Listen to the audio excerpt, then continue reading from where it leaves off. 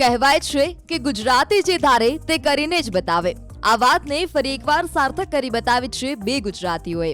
કિર્ગિસ્તાનની રાજધાની બિશ્કેકમાં યોજાયેલી world power lifting સ્પર્ધામાં ભારતનો દબદબો જોવા મળ્યો હતો. વિવિધ દેશો વચ્ચે યોજાયેલી આ સ્પર્ધામાં પાવર લિફ્ટિંગમાં ભારતે 2 ગોલ્ડ મેડલ હાંસલ કર્યા છે. ગુજરાતના વર્લ્ડ ચેમ્પિયન પાવર લિફ્ટર વિશાલ ઠક્કર અને પ્રિશા ઠક્કરે ગોલ્ડ મેડલ જીતી વિશ્વ ફલક પર ભારતનું નામ રોશન કર્યું છે.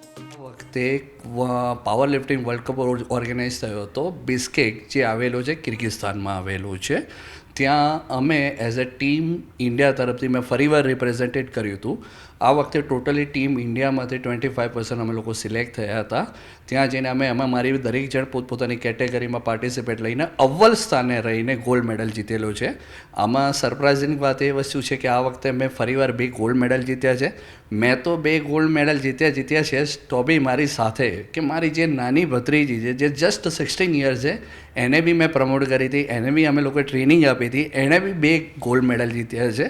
ગોલ્ડ મેડલ જીત્યા સાથેની સાથે એને એક વર્લ્ડ રેકોર્ડ બી કરેલો છે, જે મારા માટે બહુ પ્રાઉડની વાત છે. આમ કહેવા જઈએ તો આ કિર્ગિસ્તાન મારા માટે આમ સેકન્ડ ઇન્ટરનેશનલ ગેમ છે, પણ આને ફેસ કરવા અમારે ઘણી બધી ચેલેન્જો ફેસ કરવી પડે છે. જો અમે અમારી ચેલેન્જિંગની પહેલી ચેલેન્જિંગ હતી અમારા માટે એટમોસ્ફિયર. એઝ એ આપણે ગુજરાતી એક ગરમ વાતાવરણમાં ટેવાયેલા છે, પણ જ્યારે કિર્ગિસ્તાન અમે ગયા ત્યારે એ ઘણું ઠંડુ હતું. તો એ લોકોની સાથે રહીને આટલા ઠંડા વાતાવરણમાં આપણે આપણી જાતને કાબિલિયતને આપણી પેલી પુષ્ટિ દેખાડવી એ બહુ અઘરું બની જતું હતું. પણ સ્ટીલ અમે અમારો બેસ્ટ આપ્યો અને આજે અમે ગોલ્ડ મેડલ જીત્યો છે. અને મેં જ નહીં પણ પૂરી ટીમ ઇન્ડિયાના 23 લોકોએ ગોલ્ડ મેડલ જીતેલા છે.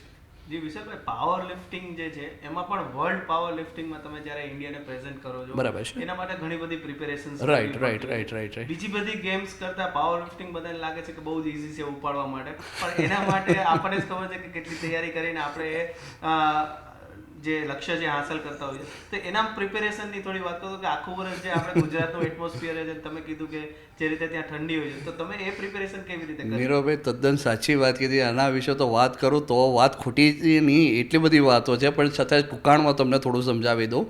જ્યારે મારે કિર્ગિસ્તાન માટે વર્લ્ડ પાવર લિફ્ટિંગની ગેમમાં રમવાનું મેં ડિસાઇડેડ કર્યું હતું, તો એના માટે પહેલાં અમારે એક સિલેક્શન પ્રોસેસ હોય છે. સિલેક્શન પ્રોસેસમાં આઈધર અમારે તો ટેસ્ટ ચેમ્પિયનશિપ અથવા તો નેશનલ ચેમ્પિયનશિપ જીતવાની હોય છે. એમાં જીત્યા પછી અમે અમારી જાતને ક્વોલિફાઈડ કરી શકીએ છીએ. હવે રહીએ તો વાત પ્રિપરેશનની, આ ગેમ એવી છે કે અલ્ટિમેટલી પાવરની ગેમ છે. તો એના માટે અમારે અમારા ડાયટ પર બી એટલું બધું કોન્સન્ટ્રેટ કરવું પડે છે, જેની પાછળ મારે વર્કઆઉટ પાછળ બી મારે સારો એવો ટાઈમ આપવો પડે છે. જોવા જઉં તો હું કરીબન 5 થી 6 કલાક મારો ટાઈમ આપતો હતો વર્કઆઉટની પાછળ. બીજું વાત એ છે કે હું પોતે એક બિઝનેસમેન છું, એટલે સવારથી સાંજ હું મારા બિઝનેસમાં ટાઈમ આપતો હતો. સાંજે જેવો છૂટું એવો દોડતો જઈને ત્યાં જતો હતો જીમમાં, જ્યાં હું 5 કલાકનો ટાઈમ આપતો હતો. સો એ ઘણી બધી ચેલેન્જો છે મારા માટે કે એઝ અ બિઝનેસમેન તમે એ પાવર લિફ્ટિંગ ગેમ રમવી અને સાથે આ વસ્તુઓને ફૂલફિલ કરવી એ બહુ ચેલેન્જિંગ ને ટફ થતું હતું. અને બીજી વાત જે તમે મને કીધી એ રીતે કે બધા લોકોને એવું લાગે છે કે ભાઈ પાવર લિફ્ટિંગ ગેમ તો ઘણી કમ્પેરેટિવલી ઇઝી છે, પણ આ કહેવાય કે જે ખાડામાં કૂદે એને ખબર પડે ખાડાની ગહેરાઈ કેટલી છે. એટલે જે આ બોલતા એમને કહીશ કે જરૂર આવો અને રમી જુઓ તો તમને થોડો અંદાજો આવશે કે આ ગેમ કેટલી ટફેસ્ટ છે. આ પહેલા પણ પાવર લિફ્ટિંગ ચેમ્પિયનશિપમાં વર્લ્ડ લેવલે વિશાલ ઠક્કરે ગોલ્ડ મેડલ હાંસલ કર્યા હતા. આ સ્પર્ધામાં 190 કિલોથી વધારે પાવર લિફ્ટિંગ કરી વિશાલે ગોલ્ડ પર નિશાન તાક્યું હતું.